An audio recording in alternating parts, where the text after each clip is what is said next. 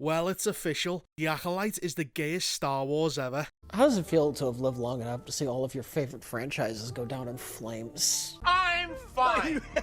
I'm perfectly fucking fine. This show encapsulates everything that is wrong with modern Star Wars in it. The writing is dog shit, the characters are unlikable, the story is retarded, the dialogue is horrifically bad, it has some of that painfully unfunny Marvel humour, and worst of all, it continues to make the Force a shit plot device that can do anything.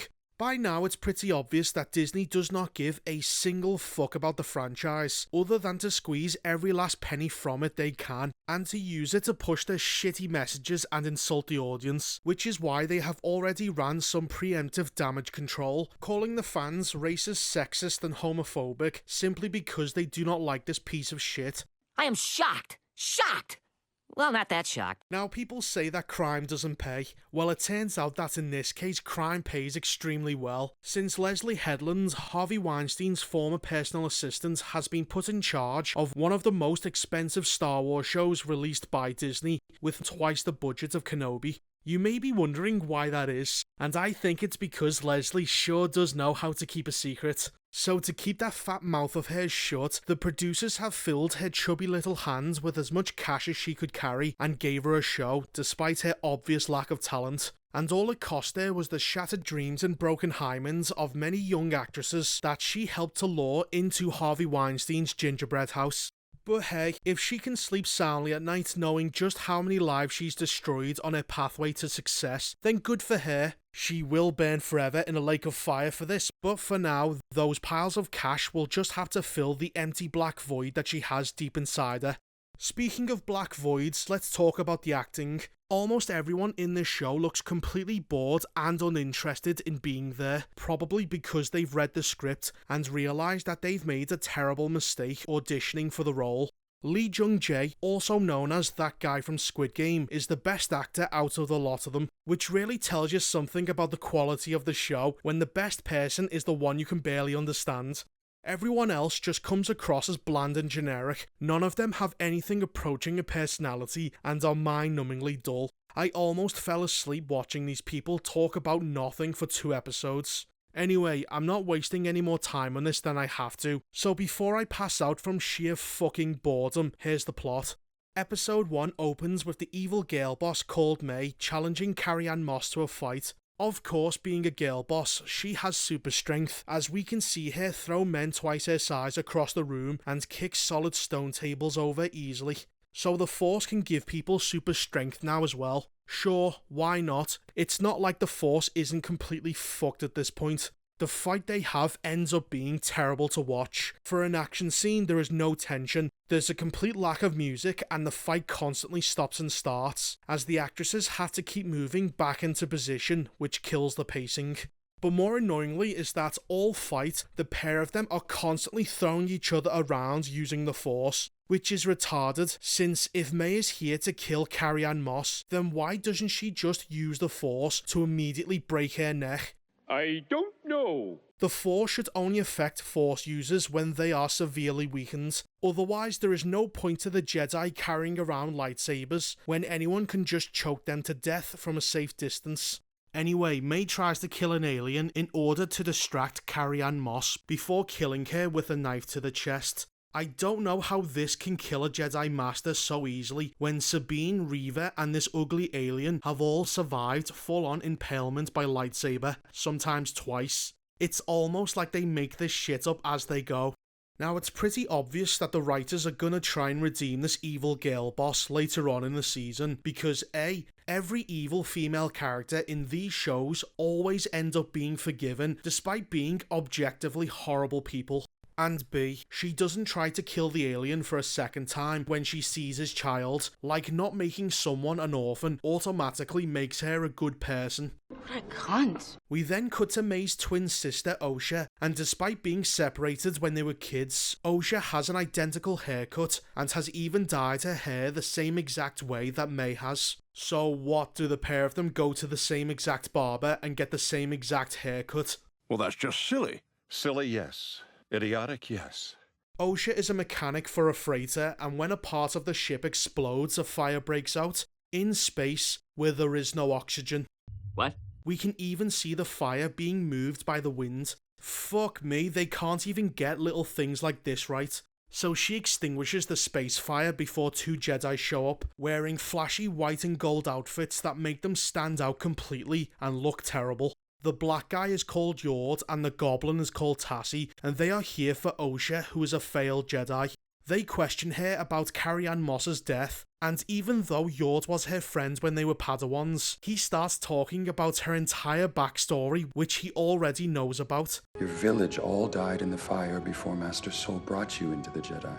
Yord knows all of this. The alien who May spared identifies Osha as the killer, so they decide to take her prisoner. We then cut to the Jedi Temple on Coruscant and we have the close your eyes scene from the trailer, where the Jedi Master is telling an alien without any eyelids to close them. Close your eyes. What are you, fucking stupid? This master is called Sol, and he's training a room full of DEI younglings, as there is not a single white boy in his entire class, which made me think, it's no wonder that the Sith managed to take power so easily, since this is what the Jedi of the past were wasting their time on, doing dumb shit like this. So in walks Leslie Headland's wife, because nepotism is alive and well in Hollywood, and she is Sol's dear friend. How do I know this? Well, in order to establish their relationship to the audience, they just have her come out and say it. Sol, my dear friend. Wow, that's really lazy. Jesus Christ, is the writing terrible. But it gets worse as Sol tells this green bitch that he was Osha's father figure, even though she already knows this. Indara and I saved her from a terrible fire on Brandok. I remember. Christ, who wrote this? Watching this show, you'll quickly realise that a lot of it is characters explaining shit to people who already know the information, because it's not for them, it's for the audience, and the writers can't think of a better way to present it. We cut back to Osha and she is on her way to Coruscant when some prisoners break free, and they are able to do this because one of them has implants in his head that allows him to hack the droids piloting the ship. Wow, what a massive security oversight that was. You'd think that they would have shut down his implants before transporting him, but then the plot needed to happen so they don't. That's so fucking lazy. He takes the ship out of hyperdrive, which just so happens to be speeding through an asteroid field. That is really stupid. That makes no sense, because hyperspeed or not, flying ships into rocks would obviously destroy the fucking ship. This was definitely written by a woman. Osha is left behind, but she manages to save a nearby prisoner who has a facehugger over his mouth, as the Republic now uses parasites on prisoners to transfer them. Are you sure all of this is ethical? We don't even know what ethical means. The ship then crashes directly from space onto a nearby planet, and somehow Osha doesn't die. In fact, she wakes up completely unharmed. How the fuck is she alive? I don't fucking know. Why is it that some characters can survive a crash from space, but others die from a singular stab wound? I don't know. Osha wakes up and, in a rather contrived manner, starts to have visions where she meets her sister, and she tells her that she's going to kill Jedi. This is not her sister telling her this, as in the next episode, May knows nothing about this conversation, so it has to be the literal Force telling Osha that her sister is alive, also that she can tell Sol this when he comes for her. May, I saw her die. May is alive. I believe you. We cut back to Coruscant and the prisoners who we just saw escape the ship a few minutes earlier are already in jail. The only reason they are here is so that they can tell Sol where exactly to find Osha. That's just lazy writing. He goes on to recruit his apprentice, played by Daphne Keane, and Yord, who doesn't have his shirt on, because of course he doesn't. Nudity is only acceptable when it's done by men. A little hypocritical, wouldn't you say? They immediately go to the planet, find Osha, and Sol instantly believes her story. The final scene of the episode is May meeting up with her master, and he gives a narration saying how weapons can't kill Jedi. If you attack a Jedi with a weapon, you will fail. Even though at the beginning of the episode, May literally killed a Jedi master using a steel knife. This is fucking retarded. This Sith is a fucking idiot, and that was episode 1. That was shit! Moving on to episode 2, May continues to show us just how shit she is at being an assassin, because she keeps doing this to every Jedi she tries to kill. Take me. Why? But this time May's kung fu can't touch him, as this Jedi Master is floating inside a giant force bubble. Not knowing what to do, she runs away. Sol is contacted by the green bitch and she tells him that May was spotted trying to kill the Jedi Master last night and that he needs to go after her. May then visits this guy who looks like Discount Ezra Miller and she says that she has to kill 2 more Jedi after this one. And to please her master, she needs to do it without a weapon. Why? Why the fuck is her master so obsessed with martial arts? A dead Jedi is a dead Jedi. Why should he care whether or not she used weapons to do so? He's using a lightsaber, so why can't she? I don't know. So Discount Ezra Miller knows what the Sith code is. And peace. Is a lie, I know. And they are working together, which means that he too must be another Sith apprentice. But that makes the total number of Sith 3. Which makes no sense since there's only supposed to be 2 at a time. Always 2 there are. No more, no less. Are you sure about that? The only way this works is that he's actually the Sith Master in disguise, pretending to be an idiot in order to test May, or they simply don't care about continuity, which is much more likely. So Discount Ezra Miller gives her poison to kill the Jedi Master, and she sneaks back into the Jedi Temple the same exact way she escaped. Now you'd think that after having an intruder last night, the temple would have been locked down and any open windows would have been closed. But no, they left the roof window open because the rest of the plot needs to happen. That's just silly. What's funny about this scene is that the Jedi Master is still floating in the same room he was before she escaped, which means that he's been here all night. Doesn't this guy need to take a shit, sleep or eat? Well, I guess he has to stay in the specific room till May comes back, since it's the only one with an open roof in it, and he goes on to drink her poison. Now, unlike Carrie-Anne Moss, who dies a heroic death saving someone's life, the white guy kills himself and of course dies begging the diverse girl boss for forgiveness. Forgive me. What are you, gay? He kills himself because he feels guilty over doing something terrible to her when she was a child. Wait a minute, if he was going to let himself be killed anyway, then why didn't he just let her kill him last night? Well, you got me. By all accounts, it doesn't make sense. Anyway, the main gang shows up at the temple and they want to speak to the Jedi Master. And even though they are being escorted directly to him, Osha wanders off after following a young version of her sister, and it somehow takes her to the Jedi Master's body before anyone else. So what, did the escort just take everyone the long way round the temple instead? She gets accused of the murder even though everyone knows that it's her sister who's the killer, until Yord says that she didn't do it and nothing happens. What a fucking waste of time. Osha says that she and her sister use this specific type of poison all the time when they were growing up, and it needs to be made very quickly otherwise it will go inert, which leads them directly to Discount Ezra Miller, as he is the only apothecary in the entire town. Wow, it sure is convenient that Discount Ezra Miller gave May this very easy to identify poison, which only an apothecary can make, and she just so happens to leave this incriminating piece of evidence behind at a crime scene, which they then use to trace it back to him.